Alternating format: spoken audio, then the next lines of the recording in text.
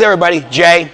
Jason Fitness. So today we're going to go over one of my favorite go-to exercises that I've been putting into more and more people's routines because it's just such a great exercise. And you're getting so many things in with it that, especially for anybody, I like to joke around and use the term snackable fitness, but in today's society with the COVID situation and lockdowns and everybody trying to get a million things done in the same 24-hour period, we don't have the same amount of time we have to work out that we did maybe a year or two ago. So the question usually becomes, what's important, what's not important? What are my absolute need to be included exercises, and where can I trim the fat? What can I get rid of? And this is one of those exercises that you can replace a ton of other things you would normally be doing and save yourself a bunch of time so you can focus on some of your other exercises that you otherwise might have not had a chance to include.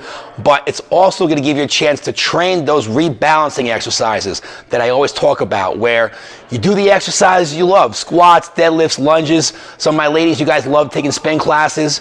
You know, spin class puts you in this position as time goes on, and this is going to be one of those exercises where by also doing your weight training and training your shoulder blades and lats, it's going to cause that reversing effect so that you can keep taking your spin classes pain-free, injury-free, and not start getting all these movement compensations and like weird deformed stances people get, right? So we're going to use a cable tower. You can also use a set of adjustable rubber bands. I have these adjustable rubber bands that I get from ihpshop.com. They're adjustable. It's a great way to do them at your house. I also use the Angles 90 grip. If you hang out on Instagram, you've probably seen their ads in your feed. They're about $90. One of the best grips I've ever bought for cable work, right? As far as pulling exercises go. What I'm going to do with this exercise right here is I'm going to show you a couple reps of what it looks like from both sides, and then we're going to talk about it, all right?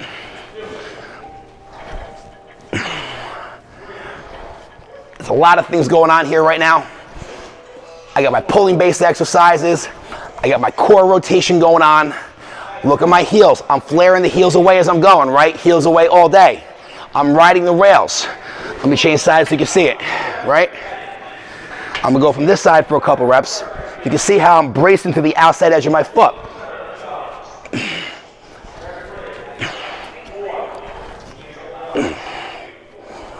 All right, so let's talk about this exercise and a couple of things we got going on here, right?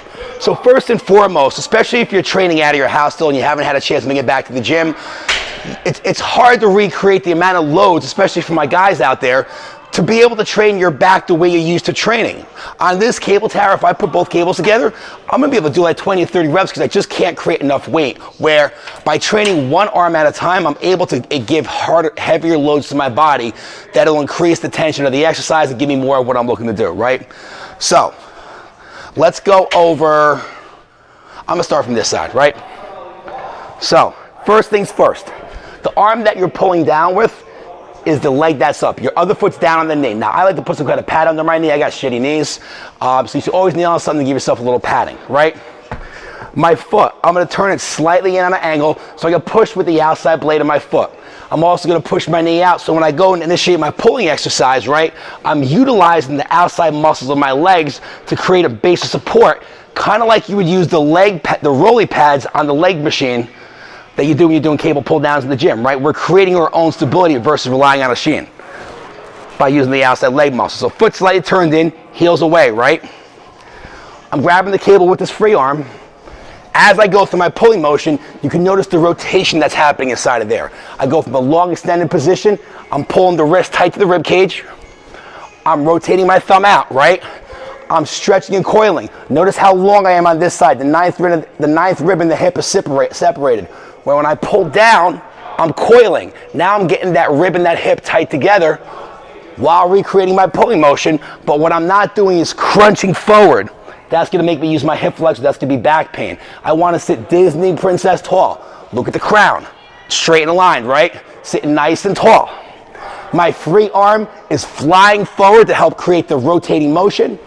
And then if you look at this back foot right here, you see how my heel flares out and away as I go. So I'm still getting hip activation from the half kneeling position, right? Heels away, help create the rotational motion, and I get little pauses on the bottom. I come in, squeeze it, hold it, love it, enjoy it. I'm back up again. Squeeze it, hold it, love it, enjoy it. Now,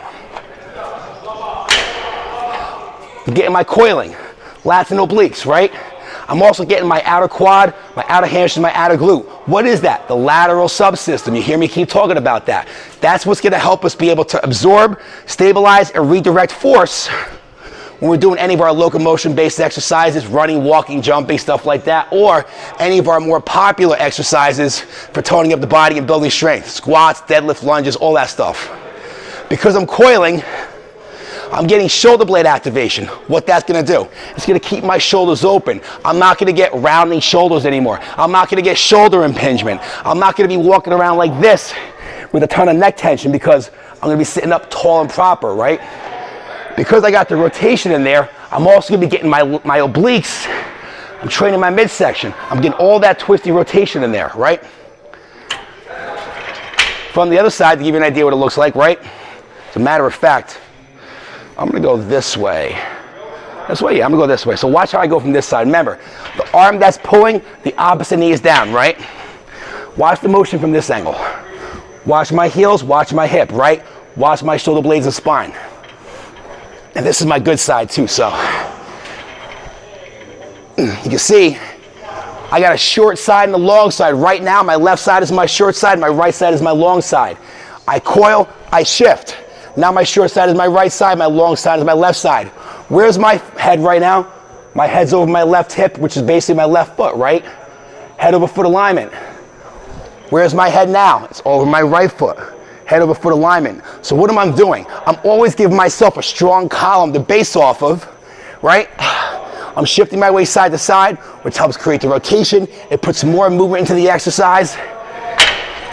And to give you the non-nerdy, non-boring version exercise, all the little accessory exercises you need to do to help counterbalance the bigger exercises you like doing, you're gonna get about 80% of those with that variation of the single arm lat pull down with a coil. All right, now, just to give you a rubber band variation, I would just secure this onto something that's not gonna come down, right? Safety first.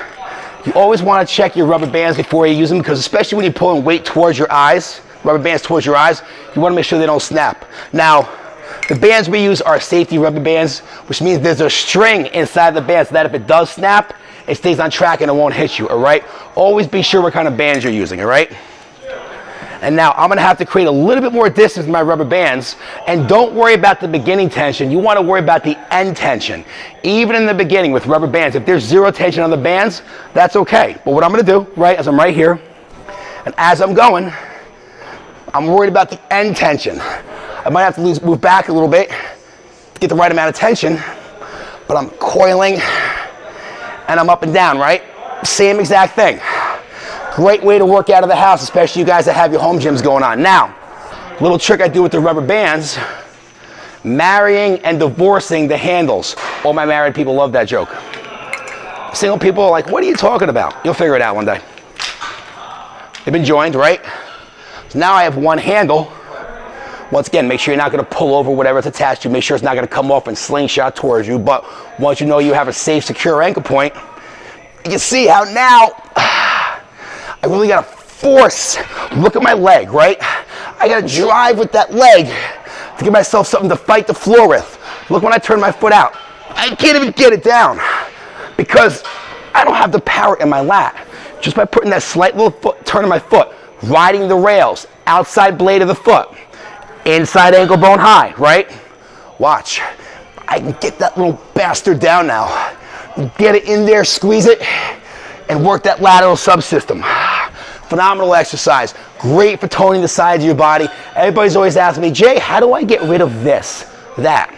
That's how you get rid of that. That's also how you do all those boring exercises you need to counteract the exercises you are doing. It's a great exercise. If you're not adding that exercise to your routine, you are wrong and you're totally missing out on something that can take you to the next level. So I highly recommend it. Rubber bands or cables, they're both good. I do a combination of both, but give that one a shot, right? Go through this video, watch it again. Look at what I'm doing with my shoulders, my hips, my knees, and my ankles. Look how my head's shifting over one side or the other. Look how when I come down, I have a short side and a long side, and they shift. There's always a short side, and there's always a long side. And eventually you'll notice when you start doing these exercises with the coiling and the twisting, you'll notice when you run, when you walk, when you go about your daily activities. A lot of it's gonna be more pain-free, and you're gonna feel better doing it. So that's what I have for you today. Hopefully that helped you guys out. If it didn't help you out, you're smoking crazy. I don't know what else to give you. That's some of my best shit right there. No, but seriously though, if you have questions about stuff, or if you're having a hard time with this one, drop me a DM, email. For those of you who have my cell phone number, shoot me a text message. Either myself or somebody from my team will reach out to you and give you the information you need to help take this exercise and make it successful for you, all right? So that's all I have for today. Great job. Thanks for tuning in again. See you next week. Same bad time, same bad channel.